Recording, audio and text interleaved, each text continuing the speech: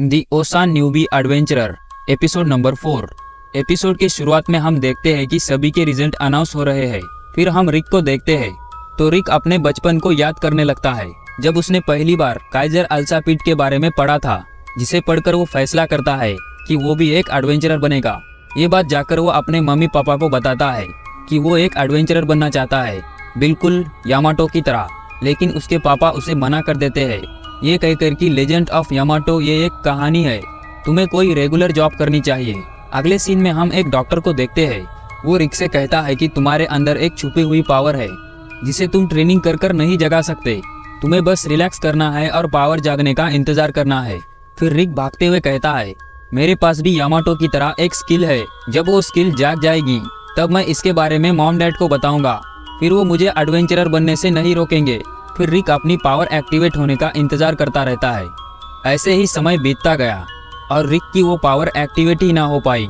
कुछ दोस्त रिक से कहते हैं, तुम एक एडवेंचरर बनने की ट्रेनिंग क्यों नहीं ले लेते? बहुत सारे एडवेंचरर ऐसे भी है जिनके पास ये स्किल नहीं है, पर रिक ऐसा एडवेंचरर नहीं बनना चाहता। वक्त बीतता जाता है। फिर रिक को टाइगर गिल्ड में एक रिसेप्शनिस्ट की जॉब मिल जाती है। ये बात सुनकर उसके मम्मी पापा काफी खुश हो जाते हैं।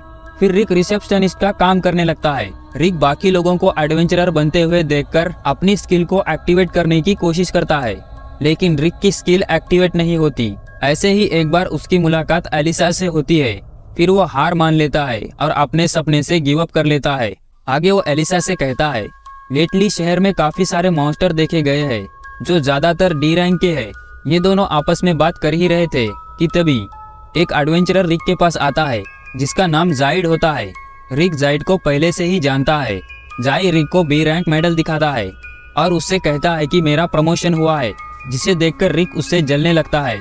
फिर वो अपने बारे में सोचने लगता है, मैं 14 सालों से एक ही काम कर रहा हूँ, जिस काम से मुझे अच्छे खासे पैसे भी मिल जाते हैं, लेकिन आज अगर मैं एक एडवेंचरर होता। फिर वो आगे कहता है, अब इस बारे में सोचकर क्या फायदा। तब हम देखते हैं कि एक बड़ा सा मॉन्स्टर वहाँ पहुँच गया है, जिसे एक जायंट ट्रॉल कहते हैं, जिसे देखकर रिक की पूरी तरह से फट जाती है। तब वो देखता है कि एक लेडी वहाँ से गुजर रही है। मॉन्स्टर से उसे बचाने के लिए रिक उसके सामने ठहर जाता है। वो लेडी कहती है, पीछे हट जाओ, इसे मैं देखती हूँ।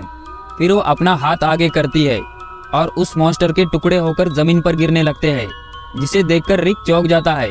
वो लेडी कहती है, मुझे बचाने का शुक्रिया, लेकिन इसकी जरूरत नहीं थी।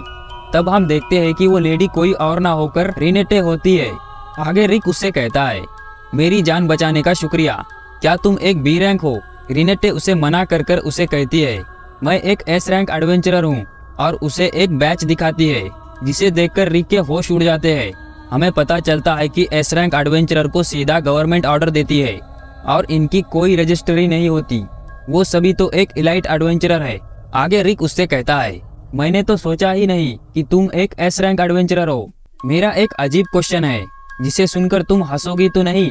जिस पर रेनेटे कहती है, मुझे हंसे हुए 9 साल बीत चुके हैं, आखिरी बार जब मैं 8 साल की थी तब हंसी थी। जिसे सुनकर रिक काफी हैरान हो जाता है। आगे वो कहता है, जब मैं छोटा था तो मेरा एक सपना था कि मैं एक एडवेंचरर बनूं और काइजर अल्सापिड को हराऊं। मेरे पास एक स्किल है जो आज तक अवेकन नहीं हुई। अब मैं 30 साल का हूँ, क्या मैं अभी भी एक एडवेंचरर बन सकता हूँ?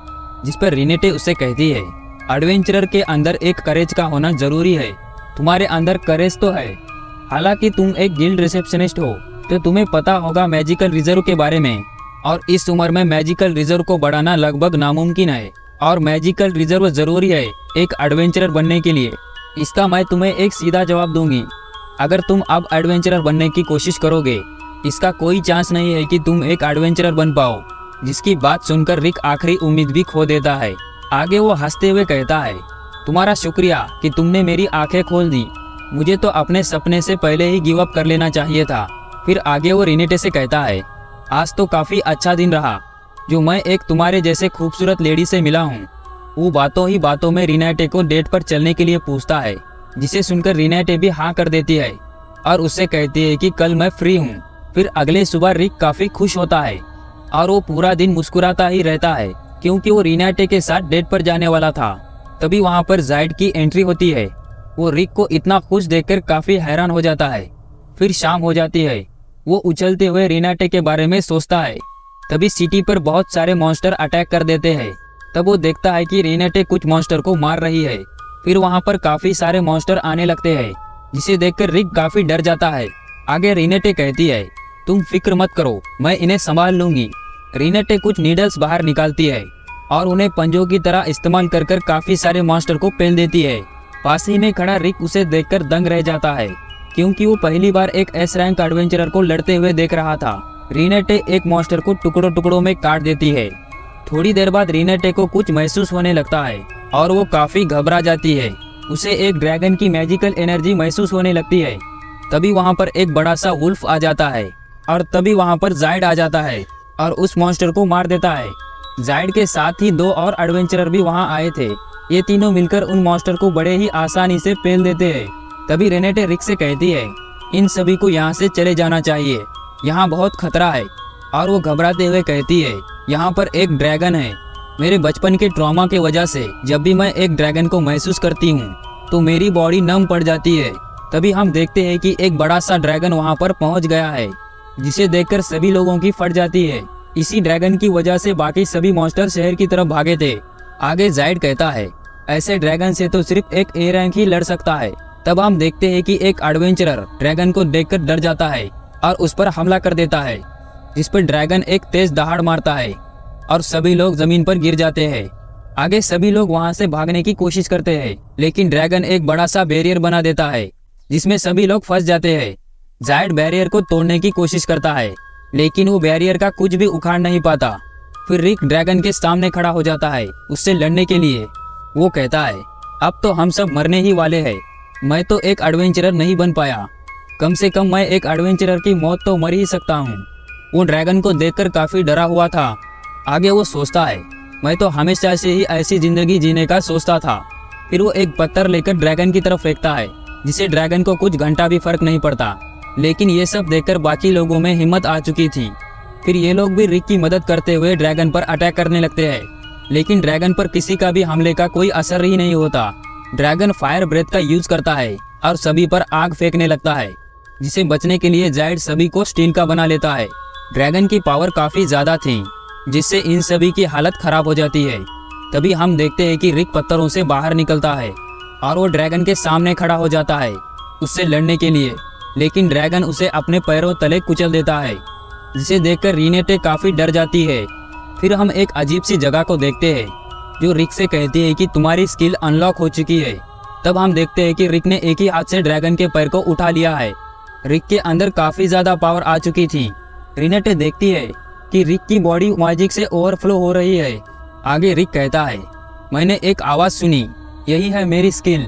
तुमने एक्टिवेट होने में काफी देर कर दी बेवकूफ। तो फिर ठीक है, इस चिपकली को सबक सिखाते हैं। ड्रैगन फायर ब्रेथ यूज करता है और रिक पर आग उगलने लगता है। रिक बचते हुए अपना हाथ आगे करता है, जिससे ड्रैगन की आग उसे छू भी नहीं पाती। रिक अपनी पावर यूज करता है। तब हम एक तेज रोशनी देखते हैं, जो बैरियर को तोड़कर सीधा आसमान में चली जाती है और वो ड्रैगन वहीं खत्म हो जाता है। रिक की ऐसी पावर को देखकर सभी लोग हैरान हो चुके थे और वो बैरियर भी हट चुका था। रिक की पावर की वजह से वो काफी कमजोर हो चुका था, जिससे वो बेहोश होकर जमीन पर गिर जाता है। सीन शिफ्ट होता है और हम रिक को हॉस्पिटल में देखते हैं, जिसके बगल में ही रीनाटे बैठी थी। हमें पता चलता है कि रिक पूरे 1 हफ्ते तक बेहोश था। रीनाटे 1 हफ्ते से उसके जागने का इंतजार कर रही है। रीनाटे रिक से कहती है, ओरिकेन फीस्ट ज्वाइन करने के लिए इनवाइट करती है। हमारे पार्टी का भी सेम गोल है जैसे कि तुम्हारा है, काइजर अल्सापिड को हराना। और हाँ, काइजर अल्सापिड सच में एग्जिस्ट करता है।